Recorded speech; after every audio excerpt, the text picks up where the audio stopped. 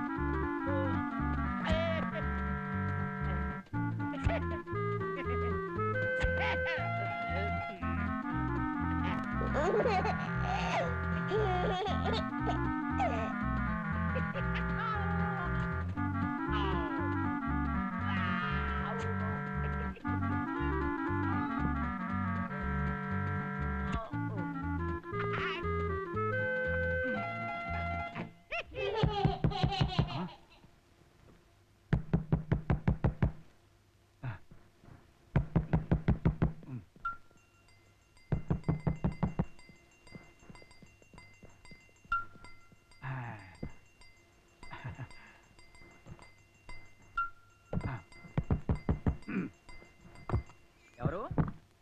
ఓ మీరా? మీరా కాదు, సక్కుబాయ్. అది సరే గాని ఇంట్లో ఏంటి పసిపిల్లాడి నవ్వులు కేకలు వినిపించాయి? మాకు వినిపించాయి. మీరే బయట కూర్చొని మిమిక్రీ చేస్తారనుకున్నాం. మిమిక్రియా? రికార్డింగ్ డాన్స్ కాదు, చెప్తే నమ్మేట్టుండాలయ్యా. నేను పిల్లలా ఎందుకు ఏడుస్తాను? ఇదిగో మీ సంగతి తెలుసు.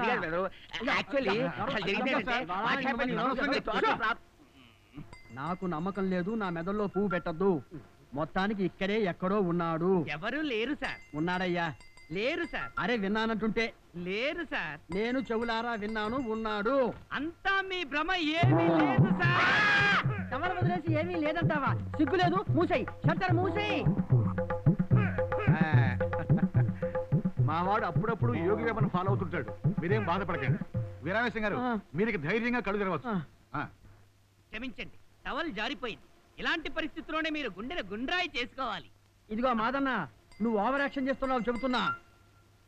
ఇదిగో నేను మరీ అంత అమాయకుణ్ణి కాదు. చూడండి, నేను మిమ్మల్ని ప్రతిక్షణం గమనిస్తూనే ఉంటాను.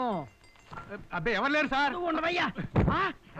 ఇదిగో పిల్లాడు ఇక్కడే ఎక్కడో ఉన్నాడు. లేడు సార్. తప్పుకోవయ్యా. నువ్వు అబద్ధం చెబుతున్నావు. లేడు సార్, నేను చెప్పేది నగ్న సత్యం. నువ్వు మనిషివా పశువా? ఇన్నిసార్లు చిచ్చి. పశువులు టవల్స్ ఎక్కడ కట్టుకుంటాయి సార్? అయినా మీదంతా భ్రమ. మీరు చూడబోయింది వేరు, చూసింది వేరు. చూడబోయేది చూసేది మాయ, అంతా మిథ్య. నీ గోల ఒకటి మధ్య. ఇదిగో జక్కన్న, ఇతన్ని బాత్రూమ్ లో కన్నా నెట్టండి, లేకపోతే ఆ టవల్ అన్నా గట్టిగా కట్టండి. రోడ్డు మీద వదిలిపెట్టారనుకో ట్రాఫిక్ జామ్ అయిపోయి పశువులు జరుచుకుంటాయి. చెప్తున్నా.